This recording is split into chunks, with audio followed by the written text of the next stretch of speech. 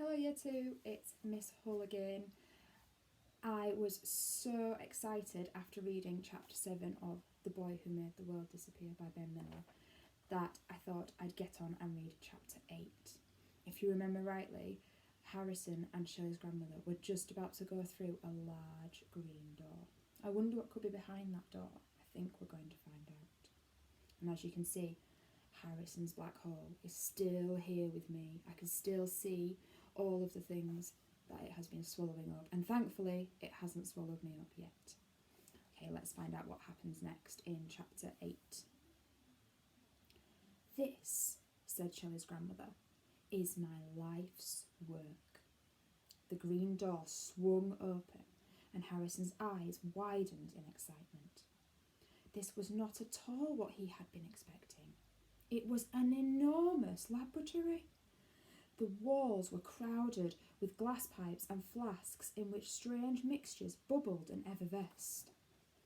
Giant metal stars hung from the ceiling, with sparks flying between them, and sitting right in the middle of it all was the most extraordinary looking machine.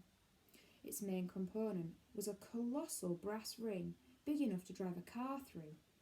Surrounding the ring were 20 or so giant lasers, their bright blue beams focused on a single point at its centre, which was pulsing white. The lasers were surrounded by a tangle of wires, steel pipes and pumps, and the whole crazy contraption was sitting on an enormous circular platform, which was connected by a series of cogs and pulleys to an old bicycle. Harrison looked at Shelley's grandmother in surprise. "What does that do?" he asked.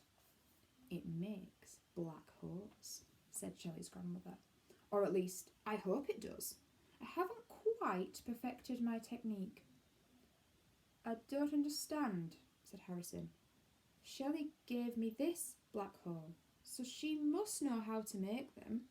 Why don't you just ask her to show you?" "Good question," she said, smiling brightly. "But no, I'm afraid that wouldn't work. I need to discover them all by myself. Let's forget about the machine for a minute while we go back to basics." She pointed to a multicoloured globe which was sitting on one of the workbenches.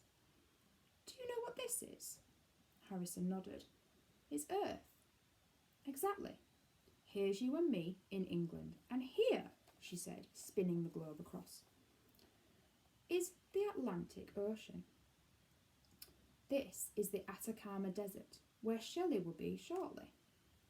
Now, we're all stuck to the Earth, aren't we?" "Are we?" asked Harrison, checking the soles of his shoes.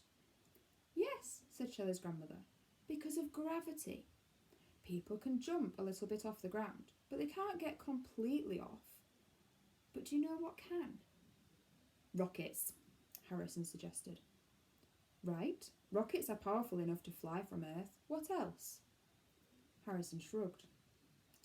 "What else could escape from Earth except rockets?"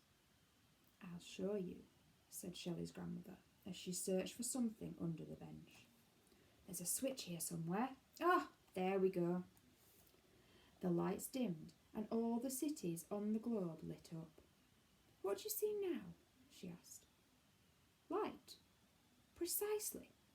Light is the other thing that is able to escape the Earth. So let me ask you another question." Harrison made his best ready-to-answer questions face. "What would the Earth look like if light couldn't escape?" Said Harrison. "It would look like this," said Shelley's grandmother, making her way slowly over to a second, scarier-looking globe, whose surface was completely black. A black hole. She ran her hands over the smooth black surface. All its insides collapse into a teeny tiny dot. The bit you see is called the event horizon, and nothing that crosses that can ever come back. Unless... "Unless what?" asked Harrison, a hopeful feeling rising in his chest. "Unless you use the black hole to travel in time." "Right," said Harrison, not really understanding and starting to think that maybe Shelley's grandmother was a little bit mad. I don't suppose you've heard of an Einstein-Rosen bridge? Asked the old lady. Harrison shook his head. I've heard of Tower Bridge, he tried. That's in London. It is indeed, said the old lady. Well, an Einstein-Rosen bridge is similar, except instead of taking you from one place to another, it takes you from one time to another. Some people call it a wormhole, but I don't much care for that phrase. Sounds gross, said Harrison, like it would be full of slime. Exactly, said the old lady, whereas an Einstein-Rosen bridge is truly a thing of beauty. So how do you turn a black hole into a Heinz-Rosen bridge? Asked Harrison. Einstein-Rosen. And that's just the problem, said the old lady, her eyes gleaming in the darkness. I have absolutely no idea.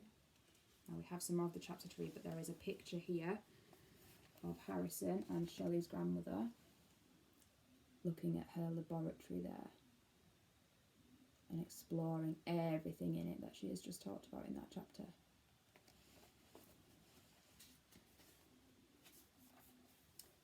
That night, as Harrison lay in bed trying to fall asleep, he came to a decision. The black hole had to go. Despite looking really cool and being a great place to hide overcooked vegetables, it was almost certainly what grown-ups would call a health and safety nightmare. And while it had been fun, it was all getting a bit too serious now. No, it was time to get rid of it. So once he was sure everyone in the house was asleep, he put on his dressing gown and slippers, untied the black hole from the bottom of his bed, and tiptoed downstairs. With a bit of luck, he reasoned, his black hole would look like a discarded party balloon, and it would be taken away with the rubbish. Outside, the sky was in chaos. High clouds drifted slowly across the moon, while low clouds scurried towards the horizon in completely the opposite direction. A storm was coming in, and the leaves of the mulberry tree shimmered restlessly.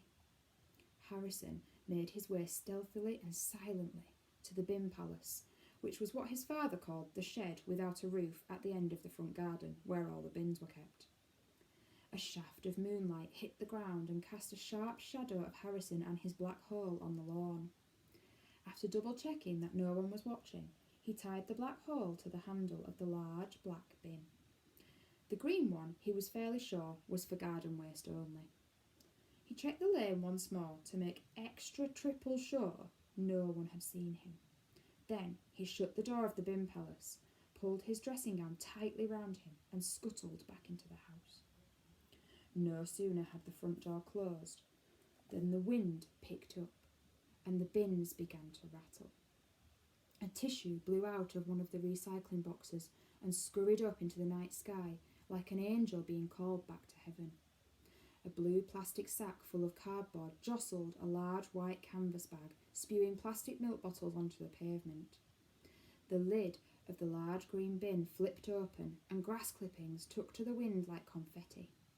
Finally, the black bin shuddered, as if it was catching a summer chill, and the black hole caught the wind, its string pulling tight. So it's going to pull really tight now, the string. And slowly, the knot that Harrison had tied began to unravel. Okay, and that there is the end of chapter 8 of The Boy Who Made the World Disappear.